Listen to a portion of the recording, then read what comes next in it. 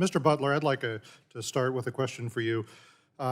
It seems to me like the majority of the consumer cyber fraud that occurs is a result of a cyber criminal posing to be someone or an organization that they aren't. There isn't a day that goes by that I don't have a phishing email purporting to be from my bank or from my credit card company.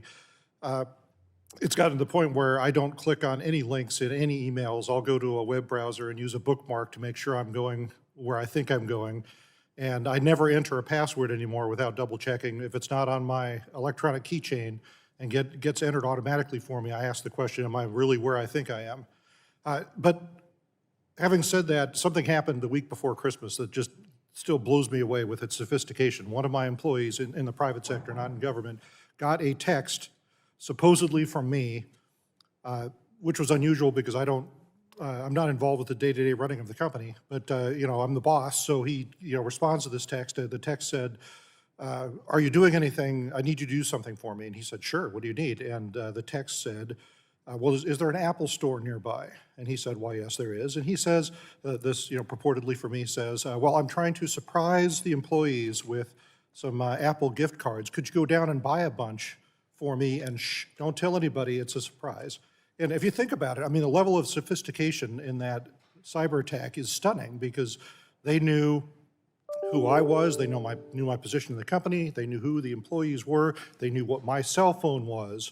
And fortunately, my employee thought it was suspicious that this conversation had not occurred in the same chain as the other text messages that we've exchanged over the years. And so he asked, called me and asked the question. But I mean, it's just incredible, and this is going to continue to happen. And I think you said something, Mr. Butler, in your testimony, which I thought was really compelling. You said it's unrealistic to expect that consumers would have the tools by themselves to distinguish what's fraudulent from what's real in this context. But here's my question. I'm really frustrated about this because it seems to me like we have the tools to fix this problem.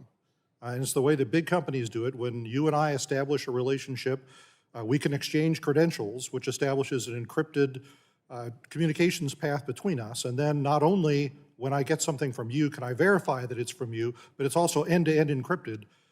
So people in between us can't read our messages. And don't even get me started on the fact that we're still sending emails in plain text.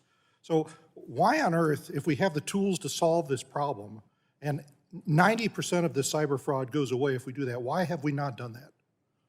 Thank you for the question, Representative Obernolte. I think it's a really important area of focus, a really important position of vulnerability in our systems. I mean, I think that the vulnerability of the SMS is still the dominant text-based one-to-one, telecommunications service, and the fact that so much rides on top of it, so much relies on it, means that vulnerabilities in that system have systemic impact.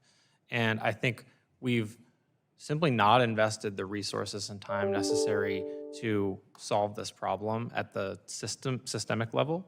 As you mentioned, the technology exists to have secure and authenticated communications, but we don't implement that adequately in the legacy protocols that people actually use. And this has particularly significant impacts for vulnerable communities that don't, especially, variety of different vulnerable communities that don't have access to the more modern and secure systems. So I think it really is a lack of investment of both funding, research, and the time and attention necessary to change something at such a systemic level. I think there's a huge opportunity here, maybe for a public-private partnership or something that establishes for a consumer a clear and easy-to-follow path for secure communications that avoids some of these vulnerabilities. Mr. Richardson, you talked about the security of the Internet of Things, which is a concern that I also share. One thing that you did not mention is, apart from the vulnerabilities that are involved with our communications with the IoT, the fact that there might be malicious actors who are manufacturers of IoT hardware in many of the same ways that we had concerns about Huawei and the rip and replace that resulted from that. What can we do to protect against those kinds of threats?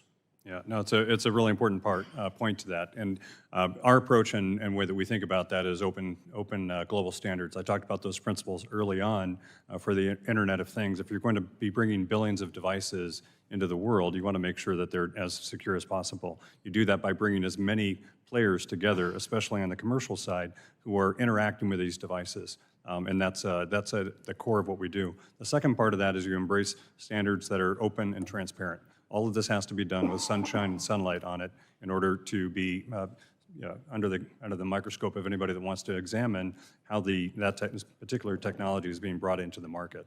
And so that transparency, that open global approach is the way that you really address that best. Well, I see I'm out of time, but let me add one thing to that, which is that I think that we ought to empower the Department of Commerce to regularly update the entity list with known malicious actors in the IoT space and use that to prohibit access to markets. I think that just makes sense. But thank you, gentlemen, for your passion on this topic. I yield back, Mr. Chairman.